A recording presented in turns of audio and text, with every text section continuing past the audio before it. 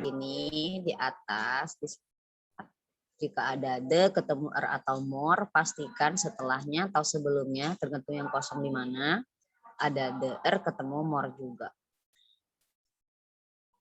Ciri-cirinya umumnya the s atau the most, tapi ketika kita menemukan the r atau the more, menandakan bahwasanya harus ada tipe yang sama. Nomor 3.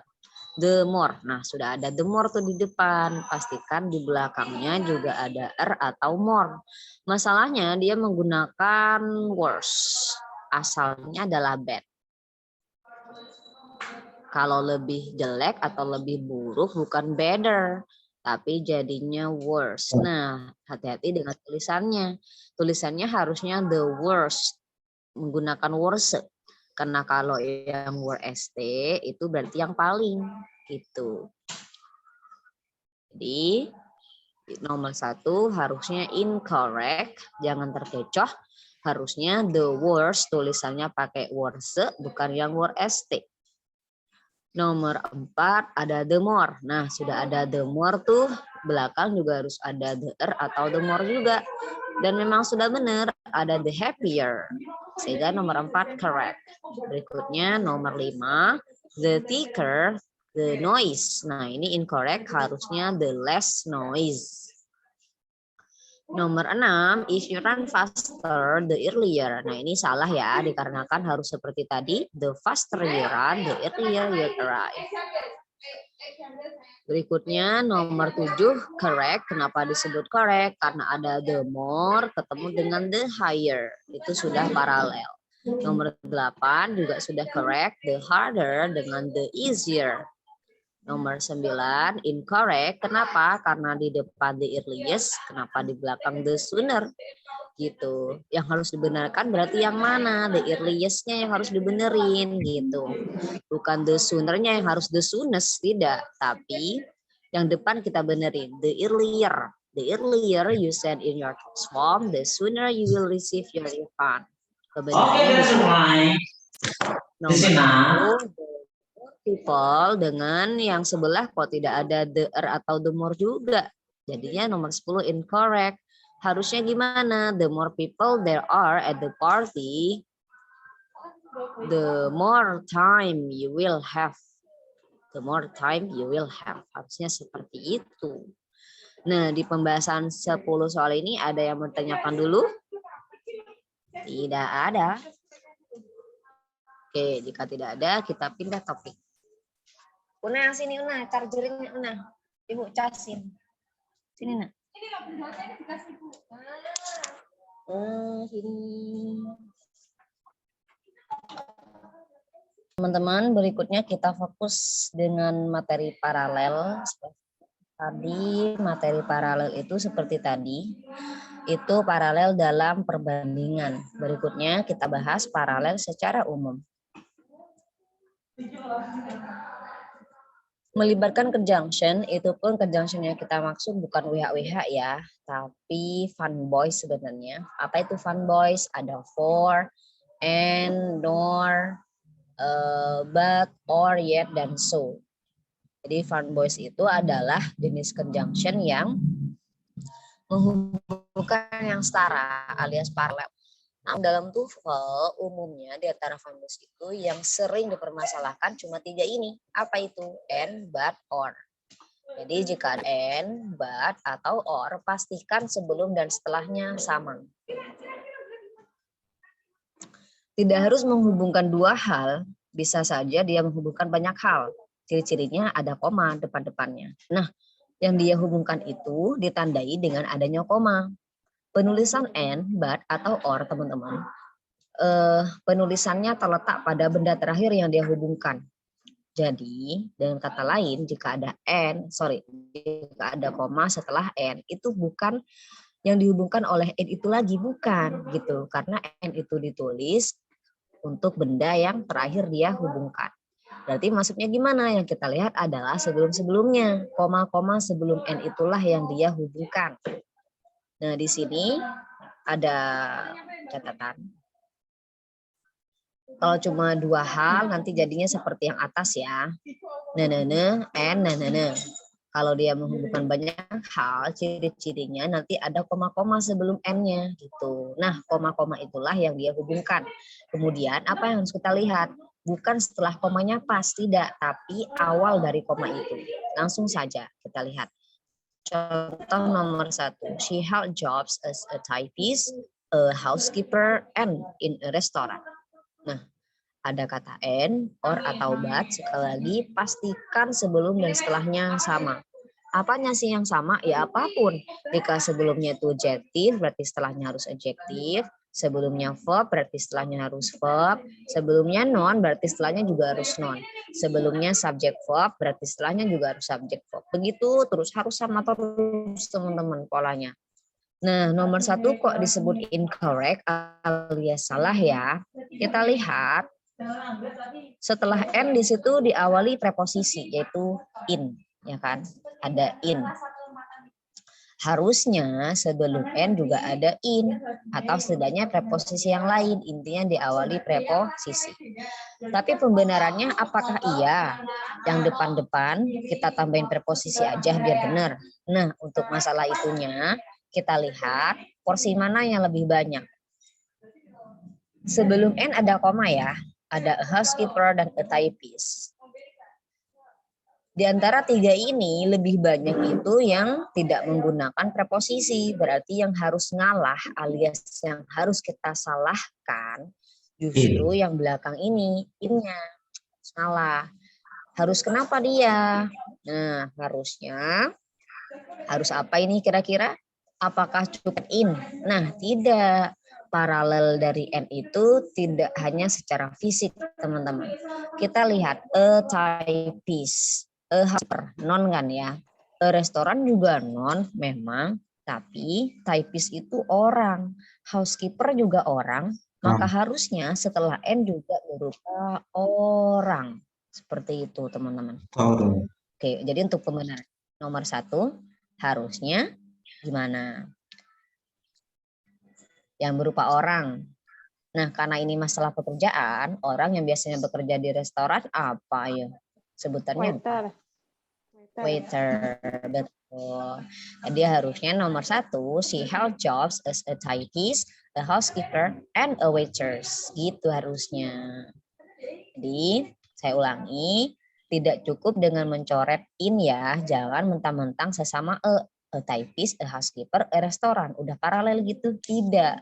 Paralel yang dimaksud itu jika orang ya harus dengan orang juga. Jika benda mati ya juga dengan benda mati juga. Selalu begitu. Jadi paralelnya itu detail. Oke, itu nomor 1. Makanya dia disebut incorrect. Memang sih secara fisik incorrectnya yang depan ada kok ini diawali preposisi. Oke, itu secara fisik.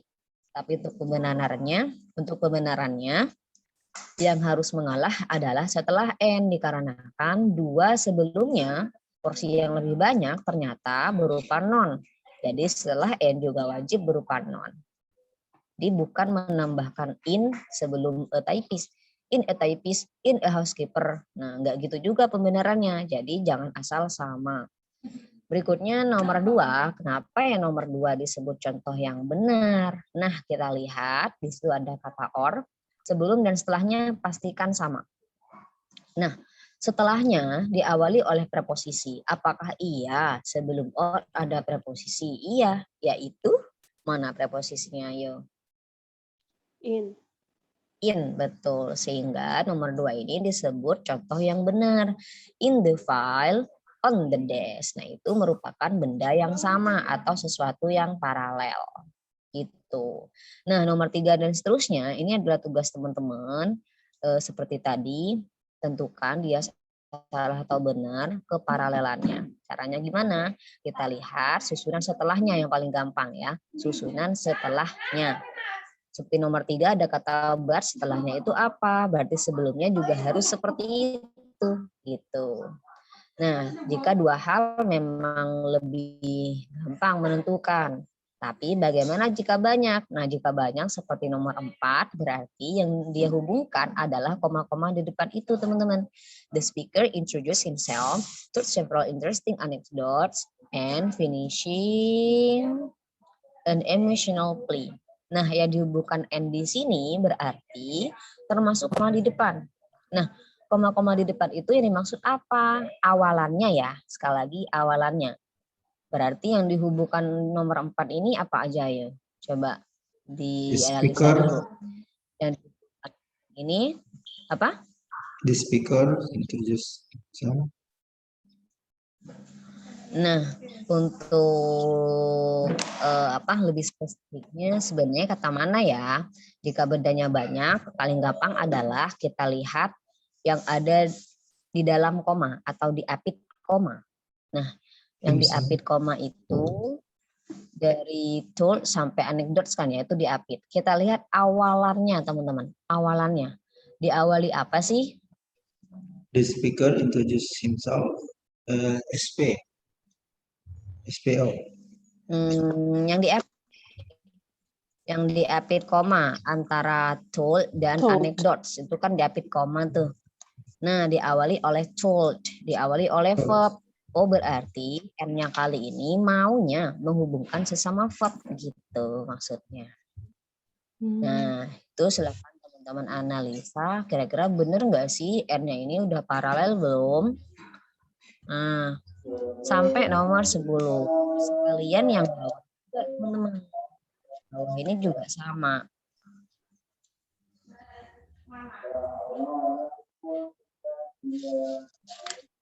Yang bawah ini karakternya sama seperti N, bukan yang setara, sejenis. Bedanya kali ini mereka berpasangan. Kalau tadi kan nggak berpasangan tuh, N ya N aja, or aja, that aja. Nah, kali ini berpasangan. Jadi untuk yang berpasangan ini, teman-teman wajib hafal pasangannya. Apa itu pasangannya? Jika ada but, pasangannya. Jika ada yang ini ya. Jika ada either, pasangannya or, neither, pasangannya nor, not only, pasangannya but also. Nah, pasangannya jangan sampai keliru. Kadang di TOEFL nanti dibuat keliru dia. Gitu, both and, either or. Satu, kok dia disebut salah sih? Nah, pasangannya. Either, pasangannya dengan apa sih? Dengan or. Oke, pasangannya sudah benar sih nomor 1. Step kedua, perhatikan yang diapit. Sekali lagi, perhatikan yang diapit. Yang diapit antara either or itu apa ya? Write a paper. But diawali oleh verb teman-teman. Maka setelah or harus diawali verb juga. Gitu. Maka kurang salah. Harusnya gimana ya? Can take an exam. Can take an exam. Lebih tepatnya or take an exam. Kenapa? Karena can-nya sudah ada di depan, yaitu you can either write a paper or take an exam. Nah, harusnya seperti itu. Makanya nomor 1 disebut contoh yang salah. Dari pasangannya sudah benar sih, tapi isinya yang keliru. Nomor 2, kok dia disebut contoh yang benar? Oke, step pertama pasangannya dulu, both pasangannya dengan N, sudah betul. Yang kedua, perhatikan isinya. Nah, perhatikan isinya. Isinya itu apa sih? Noticed, verb 3 lah ya. Berarti setelah N juga harus verb 3. Yes, betul. Nomor 2 sudah benar. Baik pasangan maupun isi yang dihubungkan. Nah, seperti itu. Nomor 3 sampai 10 itu tugas teman-teman nantinya. Silahkan tentukan pasangannya udah benar belum. Itu pertama. Kalau emang benar, pastikan dulu isinya itu yang diapit itu dengan setelahnya sama. Tapi jika dari pasangannya aja salah, ya udah pasti salah gitu. Itu nomor 3 sampai 10.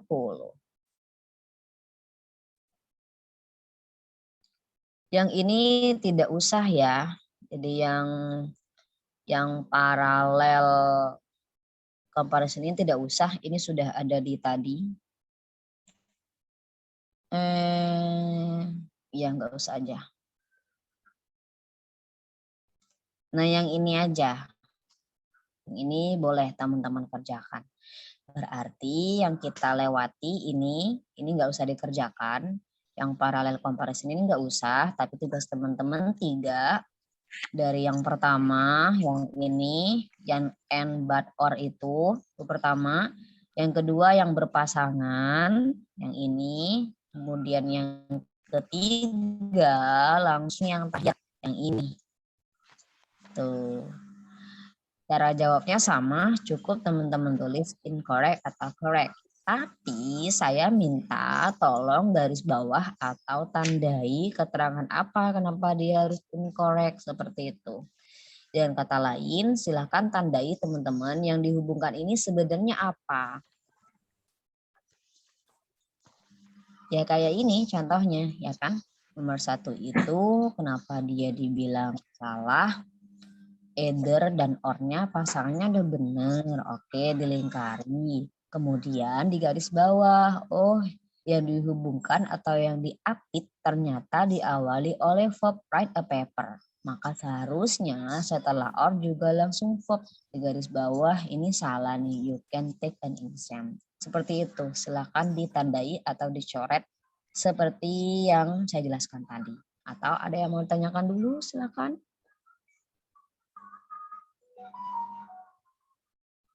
Gimana teman-teman? Jika tidak ada yang mau ditanyakan, saya tunggu ya. Saya tunggu nanti minta waktunya. Karena tadi ada kendala dedeknya rewel. Jadi kalau teman-teman punya waktu, saya mau ganti waktunya. Kita selesai di 12.30. Kira-kira gimana? Ada yang punya jadwal lain tidak? Tidak. Nggak apa-apa ya, ya udah. Berarti saya tunggu jam 12.15 live Zoom lagi, selesai 12.30 ya. Oke, silakan dikerjakan dan jangan lupa langsung di Japri atau langsung WA jawabannya. Sekian, wassalamualaikum warahmatullahi wabarakatuh. Waalaikumsalam.